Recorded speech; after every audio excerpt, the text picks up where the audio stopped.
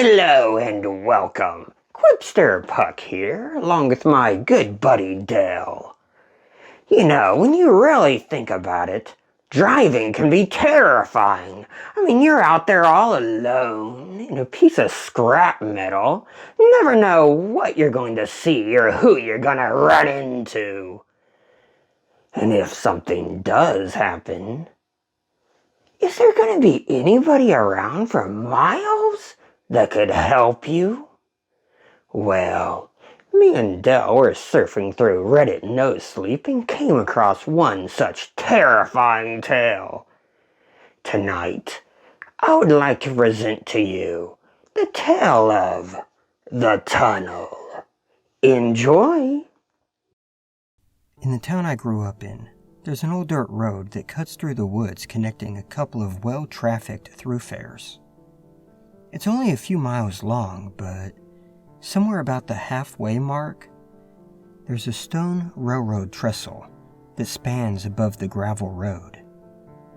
The tunnel carved out for cars to pass through reduces traffic to a single lane, allowing for only one car to pass through at a time. There were stop signs on either end of the short tunnel, doubtlessly installed in an effort to prevent an accident. But the western opening of the tunnel is on a blind turn, so accidents happen there all the time. Most people just avoided it altogether. For a little while, when I was in college, I lived on the east side of town and worked at a coffee shop on the west. And that old dirt road shaved about 15 minutes off my commute.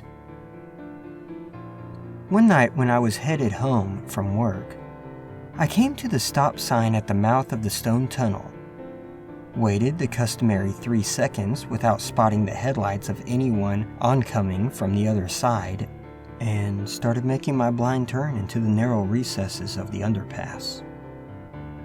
Once inside, I saw the headlights of another vehicle pull up to the other side of the tunnel in front of me. Then I watched the car enter the tunnel. I honked my horn and slammed on my brakes, hoping the other driver was just looking at their phone or something. But the headlights kept on coming.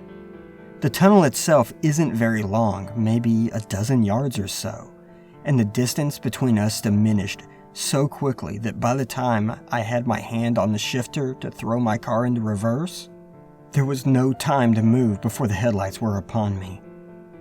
I braced myself for impact, clenched my eyes, shut and tensed every muscle in my body.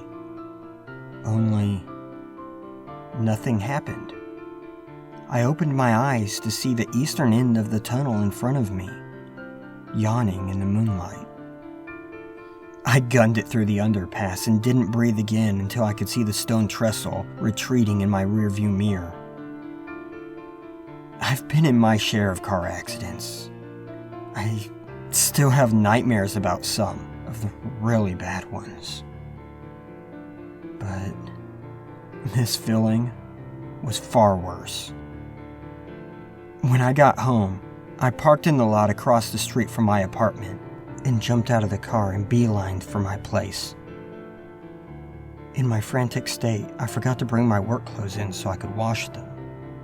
So I doubled back to my car and froze dead in my tracks when I caught the sight of it in the orange glow of the street lamps. In the dirt and dust that had been caked onto it since I had last washed it, I saw handprints everywhere, from bumper to bumper. It looked as though my car had been the subject of a weird, grime-themed finger painting session.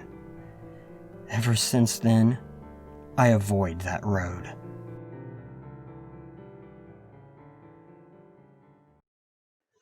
Welcome back.